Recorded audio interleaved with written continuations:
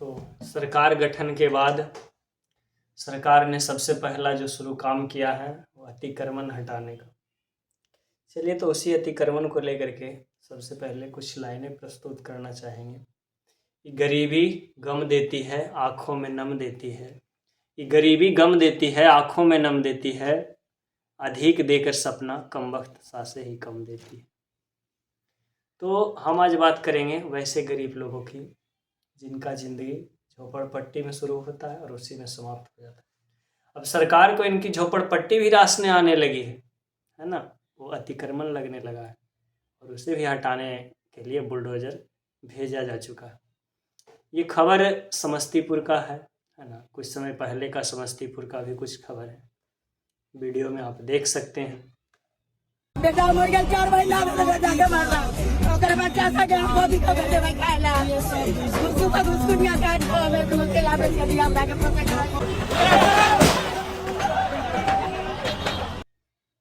उसके बाद कुछ खबर दिल्ली का है। हरि भगवान पर जाते रोल क्यों रहे हो आप? छाती मत पीटो, ये सरकार है, बुलडोजर आपकी छाती पीटने से नहीं रुकेगा।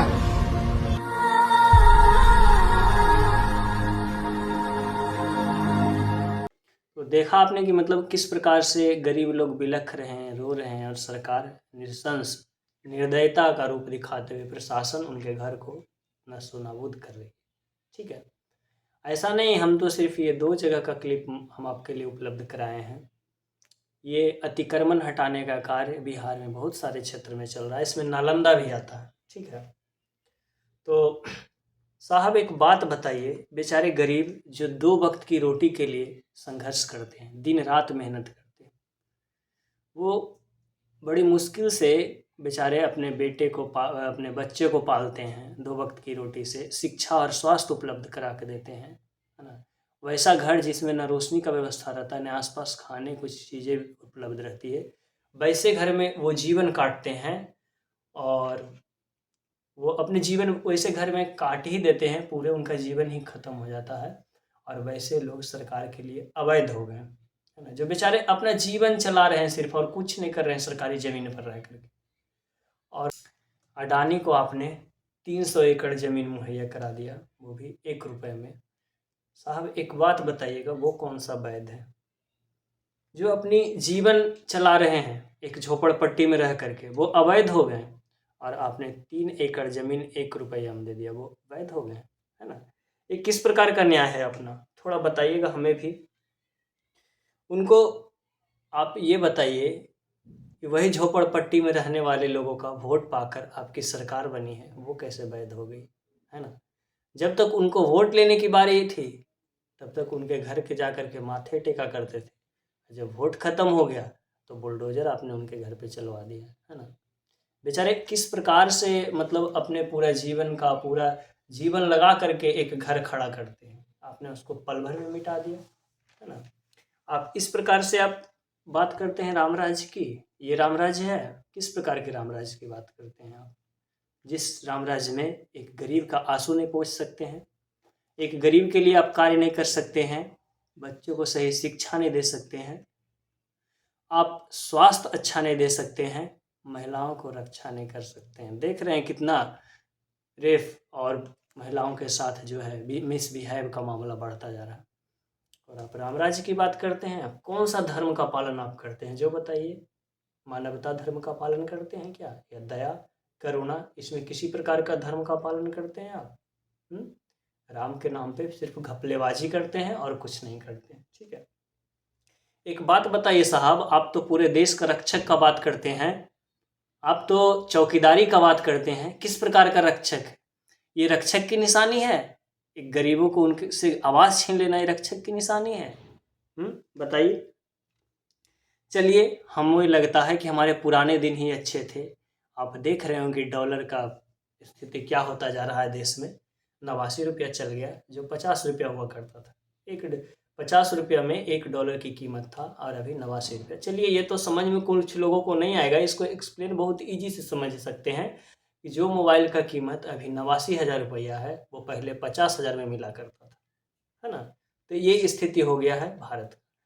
अब आप तो देख ही रहे होंगे बाकी अंतर्राष्ट्रीय स्तर पर कितना डंका बज रहा है, वो तो बताइए दिए होंगे ट्रम्प जी बार बार जलील करके, है ना।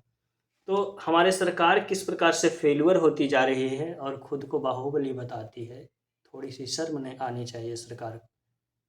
किसी भी क्षेत्र में वो सरकार सफल आगे नहीं हो रही है और खुद को बाहुबली बता रही। बताइए, रहने दो साहब, हमें पुराने दिन ही लौटा दो, वही हमारे लिए अच्छे हैं। नए दिन अंबानी और अडानी को मुबारक हो, हमारे लिए पुराने दिन अच्छे हैं। वो पेट्रोल की कीमत 100 से कम हमारे लिए अच्छे थे, वो गैस की कीमत 400-500 हमारे लिए अच्छे थे, है ना। वो डॉलर जो था 50 रुपया तक हमारे लिए अच्छा था, विदेशी मुद्रा का वैल्यू कम था, वही पुराने दिन हमारे लिए अच्छे थे। भ्रष्टाचारी हमारे देश में कम था, ऐसे खुलेआम सांसद वगैरह मर्डर करके रेप करके केस चलते रहता था और जीत जाते थे, ऐसे नहीं थे। वही दिन हमारे लिए अच्छे थे जब राजनेता मुंबई हमला का भाई अपने आप पे आरोप ले लेते हैं कि नहीं मेरी लापरवाही या फिर मेरी गलती की वजह से इस प्रकार की घटना हुई।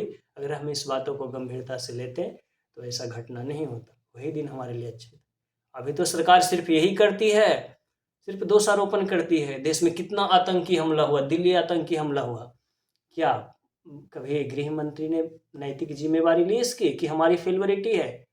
कहीं हमारे खुफिया एजेंट इसकी नैतिक जिम्मेवारी ली? नहीं, किसी ने नहीं नैतिक जिम्मेवारी ली। जिम्मेवारी किस पे थोपा गया? तो एक कौम पे थोपा गया, और वो भी किस उद्देश्य से? सिर्फ लड़ाने के उद्देश्य से और वोट बैंक के उद्देश्य से थोपा गया, है ना। डॉक्टर के एक पैसे को बर्बाद किया गया। आप बताइए, वो जिस स्कूल का बात कर रहे हैं आप, मान लीजिए उसमें से 150 छात्र पढ़ रहा होगा, उसमें से एक छात्र हो सकता है, एक छात्र जो हमारे देश के लिए काम आ सकता है। आप तो 150 छात्र को पकड़ के जेल में डाल दीजिएगा कि आतंकवादी है कुल है। वो एक छात्र के साथ आप न्याय किए हैं, ये है हमारी न्यायपालिका। इस प्रकार की न्याय व्यवस्था है हमारे देश में। इलेक्शन कमीशन का स्थिति इतना गड़बड़ है कि इतना वीडियो वायरल होने के बाद भी उनको लग रहा है कि वो श्रेष्ठ है ना। वो भी धमकी देते रहते हैं, मतलब कुछ भी हमारे देश में हो रहा है। चलिए, तो हम आज ज़्यादा बातें नहीं करेंगे, हम बाकी का देखते हैं नेक्स्ट वीडियो में। अभी तक के लिए जय हिंद। तो इसी प्रकार के वीडियो के लिए आप हमारे चैनल पे बने रहेंगे। धन्यवाद।